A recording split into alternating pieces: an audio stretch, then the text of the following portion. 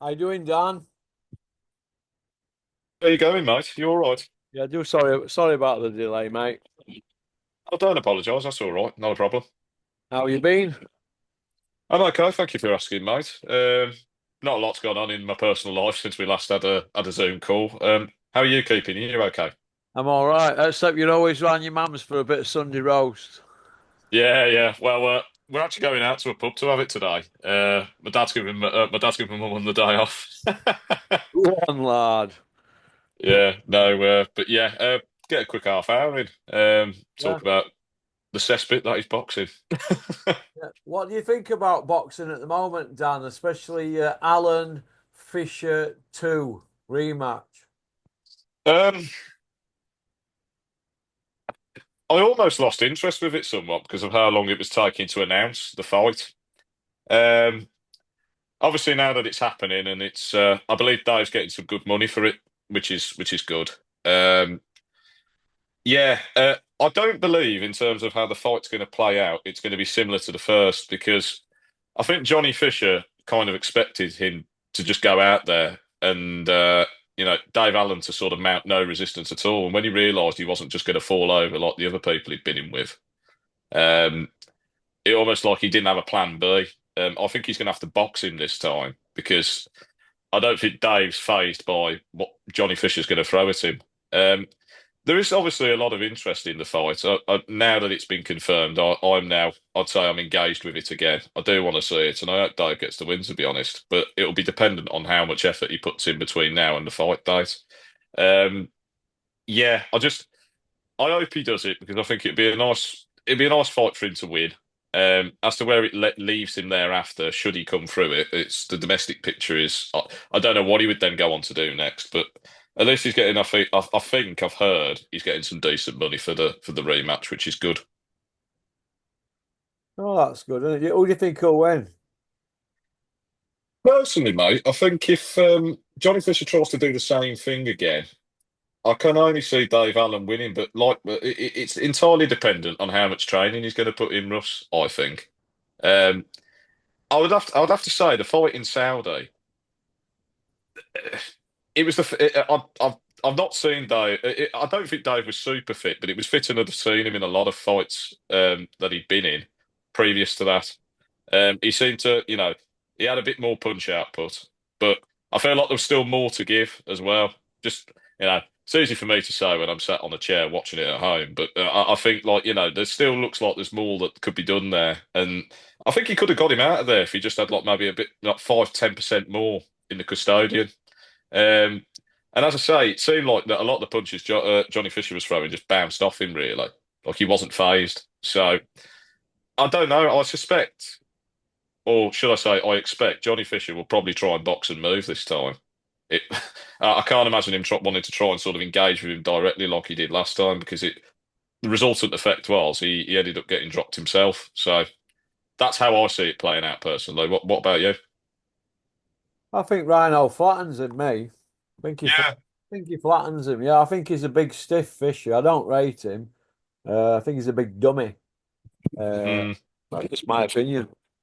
yeah. No, he's very neutral on his opinions with everybody in boxing, isn't he? As well, that's something else. I'd imagine he's playing the game. Doesn't want to offend anybody or upset any apple carts, but it's you know, put yourself on the line of it. Say what you think about certain people. Well, no, this is how I look at it, right? His dad's on Australian Good Morning TV because Mm, obviously Eddie's got Sky Nicholson and he's got his foot in with TV networks over there. So they've squeezed a 30 stone fat man over there that eats loads of Chinese. They're making him look like a figure of fun. It's like that advert in it, a finger of fudge is just he's like that kid in it, that finger of fudge kid at school. So yeah, everybody's laughing at him, but he wants that because they're making money. So he's basically turned himself into a fat clown to sell tickets and be a puppet for Matchroom. That's all he is a fat puppet. And the other son's a big dummy that daren't say any other. Sam Jones is not really the manager. He doesn't sign off on everything for them. He just does all the interviews on all the liquor channels to get him out there. He's like a slimmer version, but with Botox, of the fat dad. That's all they are. They're pushing some. They're trying to polish a turd. And Dave Allen exposed them. And I hope Mm, David Allen smashes him to pieces. And I know David Allen very well. He hits like a mm, train, but his problem is he's never fit. If he's fit, he wins a British title. If he ain't fit and he wants to slob about, oh, put 2 stone on over Christmas and be that guy, well, in 20 years he'll regret it. It'll be like his own dad sat in a mm. pub saying coulda, woulda, shoulda. Because his dad was an ex-pro, wasn't he? Dad were an ex-pro and he could fight and he had the devil in him, Mm, right? But what does his dad do now? He sits in pub all day. Oh, I could have been a runner bean, but I ended up a should have been. You see where I'm coming from? I don't want David yeah. down that route. No, I think everybody does like him. Really, it's just frustrating sometimes, and obviously you've known him personally. Um, it's just it'd be nice for him to go out of the sport with something, and I thought he was unlucky not to get that decision in the first fight. To be perfectly honest, I was saving at the telly actually when I watched it, but it was fairly close. But it's just if he puts that little bit more effort in, and as I say, I know it's easy me saying it because I'm watching it, but you know, I think he could get him out of there. And I thought he was at times there was obvious signs that the punishment that Johnny Fisher was sustaining, he wasn't he didn't know what to do. He looked like a bit of a fish out of water because in every fight leading up to that, I think there was a bit of a jump when he got in with Dave, and they expected him, I think, Dave Allen, that is, to sort of be over the hill and not really offer much in the way of resistance. But he hadn't gone in with adequate preparation, Johnny Fisher. He hadn't really been tested by anybody, had he? Yeah, you there? Mm. You all right there, Dan? You've gone quiet on me. Can you hear me?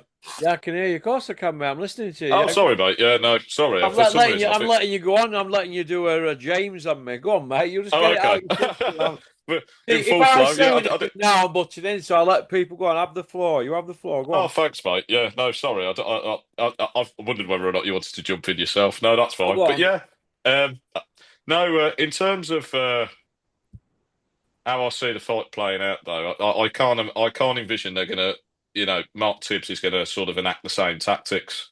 Um, I think he's improved Johnny Fisher as much as he can as well because I rate Mark Tibbs as a coach. But it's just a case of some people are naturally that their ceiling's lower than others. So. And obviously, Dave spent a lot of time around pro gyms after he won a national amateur title. And he's picked up a lot of tricks and, he knows his way around the ring. So, again, I think, like, what was it? Johnny Fisher was like 12-0 before he went in and fought Dave Allen. And as I say, I think that the build up and the jump he had, I think they were expecting it to sort of just be a walkover. And, what version of Dave Allen's going to turn up tonight? He's a bit Um, like Alex Higgins, isn't he, Dave Allen? You don't know what one's going to turn up, do you? oh, with the snooker. Yeah, yeah, yeah. Because obviously, Alex Higgins was like, his cue action was like really sort of it was unconventional, wasn't it? And everything he Yeah, kind of did. yeah. Well, you've got to understand that. Oh, he's very unconventional, but everything must have been on point when he hit the ball. You see where I'm coming from? Because Yeah, he could do clear table, couldn't he? And that. So everything worked. He did everything different, Alex Singers. He even broke off on the other side at the table, and he always liked to keep the cue ball down near where the points are because he's an attacking player, you see. But Dave, you don't know what he's very similar to Alex Higgins. Alex Higgins either turned up off his head and he all over the place, or he turned up off his head and cleaned up.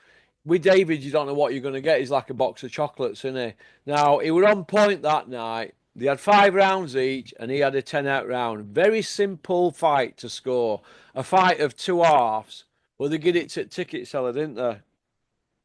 yeah. Because obviously, the Dave Allen ship sailed for Matchroom, and Johnny Fisher does a lot of tickets. What should I say? It's more similar to what we were saying yesterday, mate. In personal dialogue with one another, I think the dad's very much made it about himself, Johnny Fisher Senior, and he's kind of like the face for it because his son obviously doesn't do much of the talking. Um, and yeah, I don't know. There's something about his dad that rubs me up the wrong way, to be perfectly honest. I don't know him personally. Um, I just find he's kind of like I don't find him humorous. Like I don't understand what's so appealing about what he does. And to be honest with you, I think people closer to him should be saying, "Look, you need to knock it on the head with what you're doing because you're going to cause yourself a mischief living the life that you're living." I'd be saying that, realistically, I can't imagine how he must be feeling getting out of bed every day, eating the food he does. Like, I feel bad after one takeaway, I do. Like, and that might be once a week. Pe- So I don't know how he must be feeling when he's eating all the food he's eating, and it's not People find exactly it funny, don't they? yeah, and it shouldn't be laughed at, mate. To be honest, like I almost feel like he obviously is making a lot of money from it, and it's what I would call rage bait, which is like you post things that are obviously going to go viral because he's kind of glamorizing, if you will, like gluttony in my eyes. And as I say, I don't know what he's like as an individual away from a camera. He might be playing a character. He's playing up to it, I think, personally. But I would also say we care about you. Like, we don't really want you to be doing this. And I don't know whether those discussions are happening behind closed doors, and it's none of my business if they are. But I would honestly say he needs to have a look at himself based on the age he is and the size he is, because surely his family are going to want him round. And I don't know, just eating a load of food and drinking a load of beer and shouting bosh. I don't know. It's not exactly revolutionary comedy, is it? Listen, mate, if he went to comedy school, he wouldn't last 1 hour in a group of 12 people, all sat around a table, all telling a story. They'd be like, "Is that it? Is that your story?" Nobody would giggle. It won't, and if you can't make a comedian laugh, you're not going to make an audience laugh. It's people are laughing at him. They're not laughing with him. There is a difference. They're laughing at him because they think he's a clown. Mm. I hope the money's worth it in terms of the views and stuff he does, but it's like, you know, th- I can't. I'm sorry to sort of repeat myself here. I just can't imagine how he must be feeling physically, because I don't know about you, Russ. If I eat like a takeaway, for example, and I'm not particularly fond of Chinese food anyway. It's not what I would reach for, but I don't know about you. I feel sluggish for a day or two after I've eaten something like that, and he seems to be shoveling it down every day. I mean, I can't under the hood. What's going on with his organs and things? I worry for him actually. Like, I mean that sincerely, but he doesn't seem bothered. That's the other thing. So yeah, I think people close to him should be having a word and saying, "Look, I'm sure people." I don't know whether people would still be interested in it. That's the thing. If he wasn't the same size. And we're not body shaming, but I think he needs to seriously have a look at how many people are looking at what he's doing. And like you say, mate, I don't know how many people are laughing with him anymore, if they ever were. No, they're laughing at him, mate, but they're Yeah, laughing at us because they're raking it in, aren't they? They've got a kid who can't fight masquerading as a fighter, and that to me is fraud. I've called it out, and every time I put them on a video, they complain to YouTube because they can't hack it. yeah, no, I know. I sent you the screenshots, didn't I? Yeah, no, There you go. yeah. Watson just flagged it. Nobody's allowed to say out about that lot. When I stuck it Uh, to Eddie Hearn, they had me fired off Twitter. You're not allowed to tell the truth. We're living in a communism country. Take your stick, fat man. You're a joke. You fat man. But yeah, I hope for his sake, and again, like he does something about it because you can. It's also his biological age. You can throw it off a bit more when you're younger. But it's like, he's in his 50s and I don't know. That's a 50, recipe for isn't he? disaster. 50-year-old. Yeah, I think he's 50, mate. Yeah, it's a recipe for disaster, like what he's doing. Um, so I hope there's an exit strategy because I don't think you can continue doing that for much longer, really. No, he's going to end up uh, eating himself to an early grave. A gastric band would probably wouldn't even save him at his age, mate, because it'd be fragile to have it done at that age. Yeah, that's it. Yeah, obviously because of, his biological age, would he be able to undergo the operation and stuff? Yeah. I just think, I think there's also just his son's a professional athlete. I mean, irrespective of whether you think he's a decent boxer or not, he's training, isn't he? I think you could say that for him. And I just wonder why some of that isn't rubbing off on his old man, really. Like, would that not inspire you to want to try and get in shape yourself? I don't know. Well, he's supposed to be an ex-boxer. His son's a boxer. You think somebody like Tony Sims or Mark Tibbs would say, "Come down, Jim, and let's get you on a diet program," wouldn't you? Yeah, yeah, quite right, mate. I mean, if it were my dad, I'd be worried about him, in all honesty. So yeah, I don't know.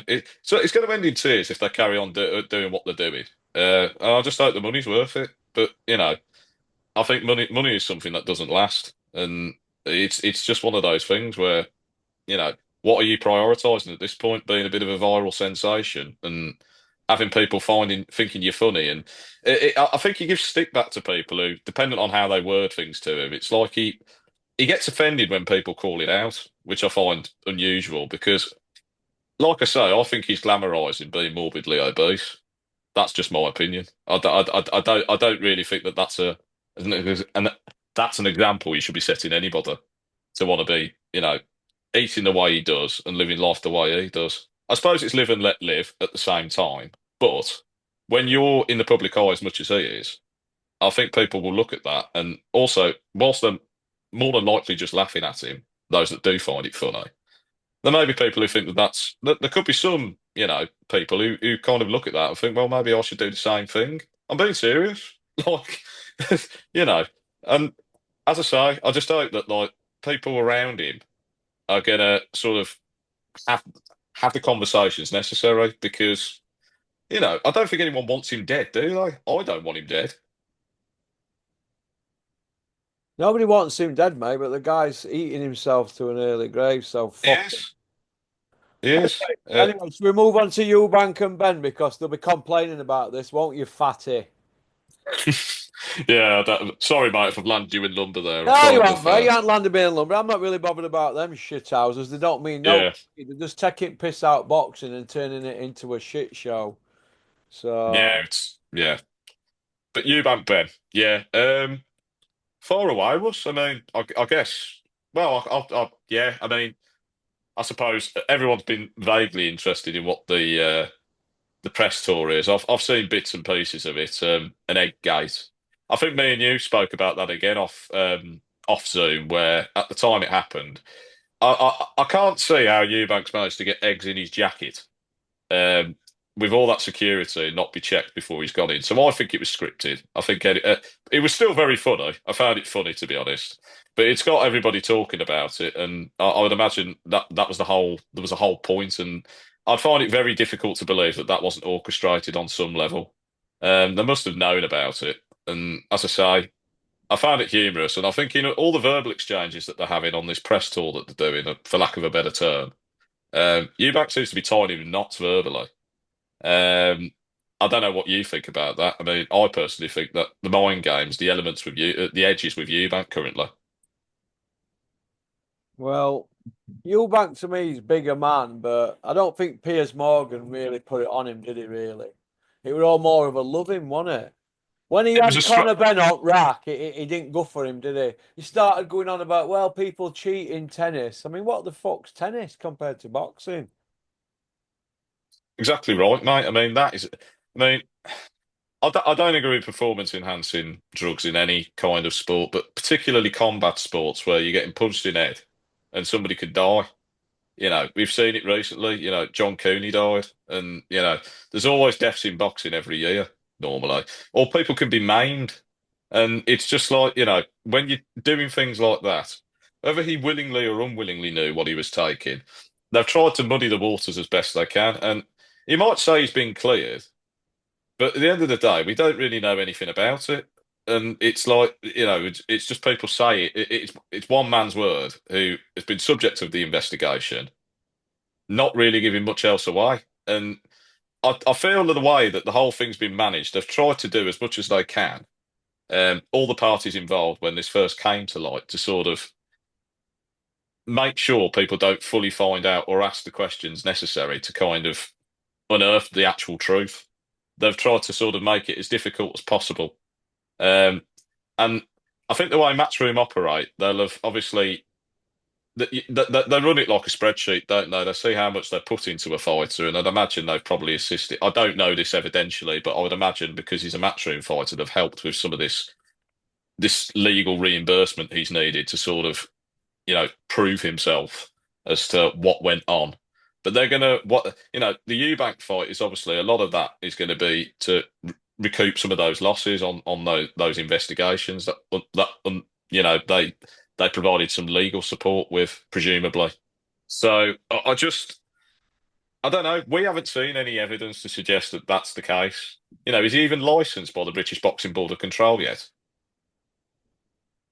No, I don't think he is, but I think they'll fold like rubber ducks, won't they? But I heard Eddie Hills sticking it to the board about the £100,000, saying it should be put to some good use, and I agree with that.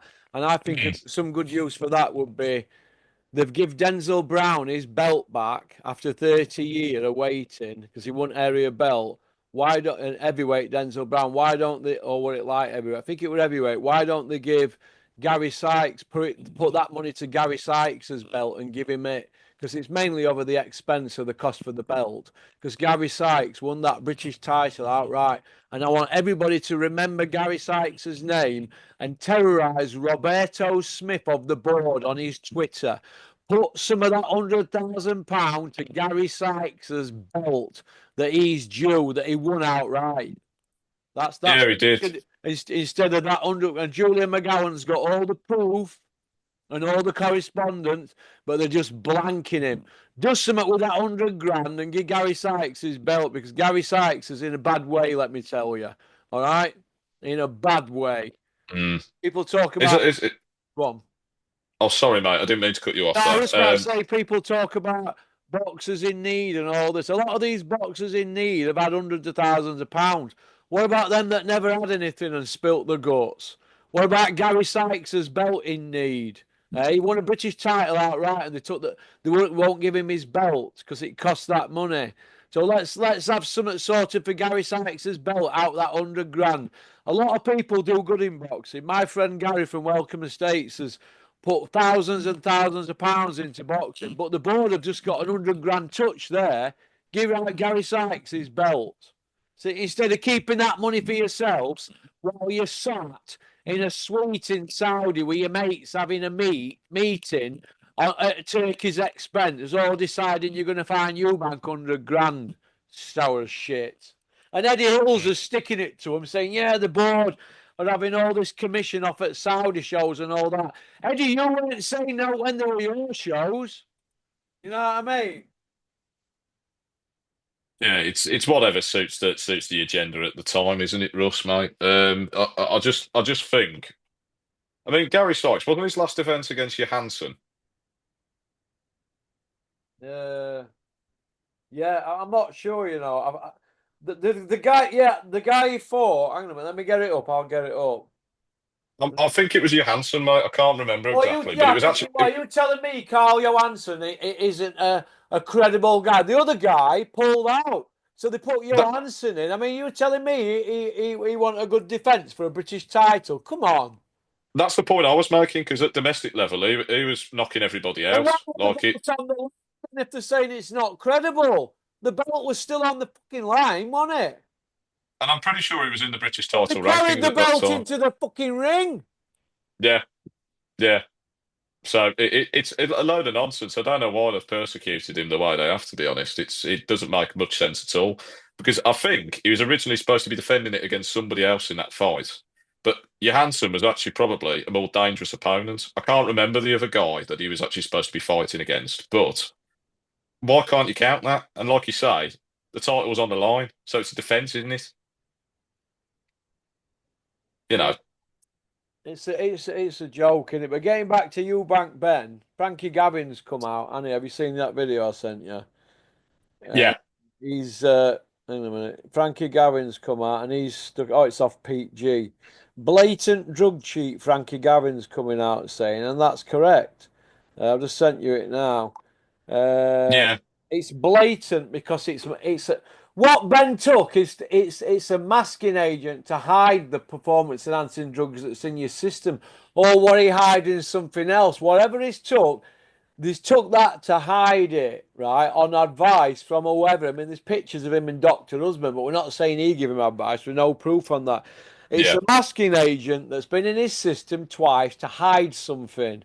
And what's happened is it's all gone away now because there's that much money at stake, and everybody's rolled over and had their bellies tickled, and it's blatantly wrong what's gone on, absolutely wrong. But what can you do? Well, this is it, Russ. I think we all know what's going on with that fight and why it was always going to be made, even in the advent of when, you know, the adverse findings first came to light. Um, it's just a massive fight in terms of their names. And the reality is, if it were, their surnames weren't Ben or Eubank, I don't think anyone would really there would be zero interest. So we know what's going on. Um, But everybody's involved, and like obviously, there's all a slice of the pie being given out here. Everybody's getting views from it. Everybody's getting clicks from it. There's all sorts of engagement going for people who discuss this fight or interview them about it, or take part in the press tour or whatever. And quite rightly, as you've pointed out there, mate, it's just because it's money. And a lot of people sell themselves out for money if there's a lot of money on the line, and they'll compromise on their principles. And it's a shame. It's a shame because unfortunately this allows this sport, which is vastly unregulated. I know people try to claim because of the amount of commissions and governing bodies and promoters and all these other sort of things, drug testing agencies that are sort of floating around the sport. There is still no real concrete overarching regulation. It's been that way for decades. And in view of money, and in view of the money on the line for this particular fight, people are just going to sort of turn a blind eye and they ain't going to be interested. And it's sad because like we just said earlier in the call, this is a sport where people die. It's not right to be risking the lives of somebody. Um, where you know you have to sort of think to yourself in the scheme of accountability. If I've taken something knowingly and I've then hospitalised somebody and they're permanently disabled or they've had a brain injury or they're dead, you know, that's equivalent to a murder in my eyes. I don't know whether you agree with that, but that's how I see it. Yeah, yeah. Listen, if somebody's going to get hurt sooner or later, then aren't they? Mm, mm. Yeah, they are. Because unfortunately, there's no real example being set for people when they do such a thing or they serve a silent ban. Now, I'm not saying that's concrete or conclusive. I'm being careful with my words there, but when someone's gone out the ring for 2 years, it makes you wonder, doesn't it? You know, why haven't we seen them, and why are they fighting in various parts of America and the random commissions? The other thing I can't work. Well, I know why this is, and you know why this is, Russ. But why is he still in the rankings at 147 for the WBA or the WBC? I can't remember exactly off the top of my head which ones he's in there for. When he hasn't had a fight at 147, Conor Ben, for like well over 2 years. 3 year. Yeah, what's that about? So he's Well, a we know. light middle then, isn't he? Yeah, and they keep going on about the weight as well. In when Piers Morgan was doing it yesterday, whatever day it was that Saying he's they a had one both of four them on. seven. Yeah, kept talking about him being on, a He'll one never do four one seven. four seven again while he's got an hole in his arsehole. Yeah, I don't think he'll go down. Um, but they keep trying to sort of make a deal about the fact like he's coming up like a massive amount, and I was like, well, he hasn't campaigned at that weight, like you said, for 3 years. So he's not a 147 fighter, is he? Like, uh, uh, he's 154 really, based on the last two outings he's had. So why he's still in the rankings at 147? But as I say, we know why. But it's just, yeah, it's more. It's more, it's another example of where professional boxing is just, it's not being ran correctly. But it's the Wild West, and we all know it as the Wild West, and it has been for years. And this advent of this boxing league that Turkey Al Sheikh and Dana White are putting together, the skeptic in me wants to know how it's actually going to be able to work because I don't see how. instating a boxing league when you've had decades of just, lawlessness where professional boxing's concerned. Anyone and everyone can come in. I don't see how it's. I mean, obviously they're going to try and run it from what it sounds like as like they sign a contract with similar to the UFC, and they'll only fight there, and there'll be a one belt per division. It all sounds very nice on paper, but I do question the integrity of it and whether or not they're actually going to be able to get fighters all under one tent. I mean, he's got the money, Turkey Al Sheikh, to do it. I know I've segued somewhat off what we were talking about, but I just, yeah, for me, I don't see how it's going to work. And are the governing bodies still going to run outside of it? I mean, what do you think, mate? I mean, I just think it's all a mess. It's just a mess. Yeah, yeah. Yeah, it's an absolute shit feast, but there's 24,000 boxers. They're not going to be able to sign everybody. Mm. Yeah, what becomes of those who don't go that route? Yeah, and again, you have to think about all the governing bodies and all these other people who are involved outside as it currently is. The landscape of boxing changes. It could change. It could change tomorrow again. You just don't know. Someone with even more money could come along and do something else. But that's the problem because the further that happens, the more that happens, should I say. Um, there's the more you're going to get evidence, the more you're going to get things like what we've seen happen with drug testing, and no real ramifications for those who have been caught based on name or who they're associated with, and it's a story as old as time. It's not really something that's new.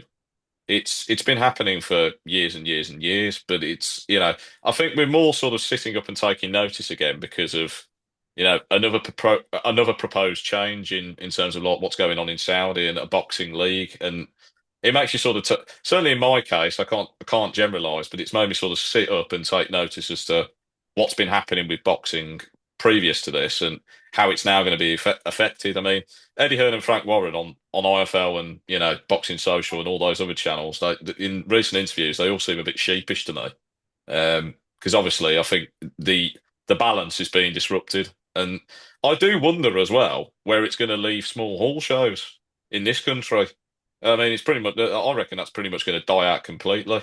Well, they're nearly dead, aren't they? Anyway, Big Ron's Yeah. next three shows has got guys ranked 1900 with 100 fights and two wins. Look, if you've had 100 fights and you've got two wins, if you're a baker and you baked 100 loaves of bread and 98 of them were burnt and two weren't, you're not a fucking baker, are you? Do you know what I mean? Yeah. So if you've got one win out of 65 like that Jake Osgood, I didn't put all the records on. When you've got guys ranked over 1,000 fighting guys ranked nearly 2,000, it's a shit show, and that's chief support, and that's what they're feeding on, scraps. Because anybody who's got half a decent record, they don't risk them because they all want to go to Saudi. Mm. Because everybody's greed. Greed rules boxing. When MTK came in, you had people like Big Mount noshing them all off, and your Macklins and Sam Joneses all coming out to nosh Kinahan off. And now it's Turkey. They're all wanted to nosh him off. They go where the money is. They show what they are. The lot of them, from the boxers to the managers to the trainers to the media, to shower of shit. None of them got any backbone or any morals. No pride about a lot of them. Again, it's dictated by who's got the most capital, and it sways the direction of where professional boxing's taken. So it's like as I say, any entity can come in with a sizable amount of money. Maybe somebody turns up who's got more money than Turkey Al Sheikh in years to come, and then it will change again, depending on how they want to run things. So this is what I mean. There's no quality control, is there? And regrettably, what happens is, like you've said, people follow the money, and we as sort of like the general spectators of the sport and people who pay to go to shows, if we go to shows, that is, or we watch at home, we're subject to whatever's at play, whatever forces are at play, and that can have an ongoing impact on like the level of the shows you see, and the fights that you end up seeing, and what decisions are given in fights. So it's sad. It's sad, really. But where's it going to end up, and who's really going to put a stop to it? And I just wonder if this boxing league is really going to do what it says on the tin. I mean, obviously, we haven't given it a chance to see what's going to happen. But like, yeah, you made a valid point of there's 24,000 estimated professional boxers worldwide, probably more. Or they can't sign everybody. They can't sign everybody. So what becomes of the ones that they don't sign? Um, so yeah, I don't know, mate. It's we feel like we're in limbo a bit, and I just I don't know where boxing goes next. But I can't say that I can see brighter days ahead. It just seems like we'll be served whatever we're served up, and we're just going to have to sort of settle for it, aren't we? We'll just have to see how it goes. Do you think that Eddie will take Dana on? Um, he says that they get on. I don't know how true that is, but I think the way I can see it happening is Dana White is kind of like the front man for Turkey Al Sheikh, and Turkey Al Sheikh will obviously pay the money for the fighters, I would assume. Um, I don't know. I think Matchroom is. I don't think they're quite of the stature that they once were, and I don't think they can compete head to head with whatever's going on in Saudi. So Eddie sort of making beef with Dana White. I don't know. Um, he may kind of sort of sit there and observe what happens, I think, first, and sort of see how it impacts what goes on with professional boxing as we know it right now. So we'll have to see, mate. I don't know. I feel like he'll sort of coyly wait. He'll sit there and think, well, let's see if this actually works out the way it does. And you never know, mate. He might end up just sort of selling himself to it, and maybe Matchroom gets brought under the tent. You don't know. You don't know. Same for Queensbury, really. You never know if like the Sheikh might just buy both of them. Stranger things have happened.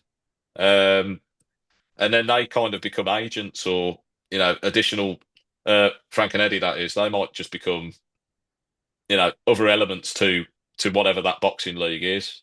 But they're almost being shown to be redundant because of the route he's now looking to take, Turkey Al Sheikh. So yeah, whether they have a direct head to head, I don't know, but we'll see in coming months whether or not they end up in some sort of public spat, Dana White and Eddie. Well, I see Eddie and Dana going at it in courts and Turkey. At some point, there'll be legal letters, won't there, with that lot? Mm. Mm. You Yeah, think? more than likely. It depends if they try tapping up fighters that are already on promotional deals with Matchroom or Queensbury, or any others. Top Rank and yeah, wider reaching promotions are the ones over in the US and stuff. So we'll have to see. But yeah, it's definitely got them shaken up. I feel when you sort of see their demeanour on camera and stuff, and when they're being asked a question, they're almost tight-lipped, but they're also kind of quite dismissive of what it is that's going on. And you know, I think they were naive to think that the Saudi relationship was going to carry on forever, in its current format, because I think Turkey Al Sheikh was probably taking a look at how the land was lying in professional boxing, and bringing them over for Riyadh season and the events that they've been putting on there. I think he was almost trying to get the measure of how they operate and what they do. That's only my opinion, of course. And then now he's obviously seen how he's got his vision of how he wants boxing to be run. Um, and obviously, this boxing league format, if it does take off, we go back to one belt eras. It just depends how many people are going to buy into it, really. That boxers themselves, trainers, all the other personnel that are involved. If everybody follows the crowd, then you either sort of you jump ship and you get out of boxing, or you go along with it.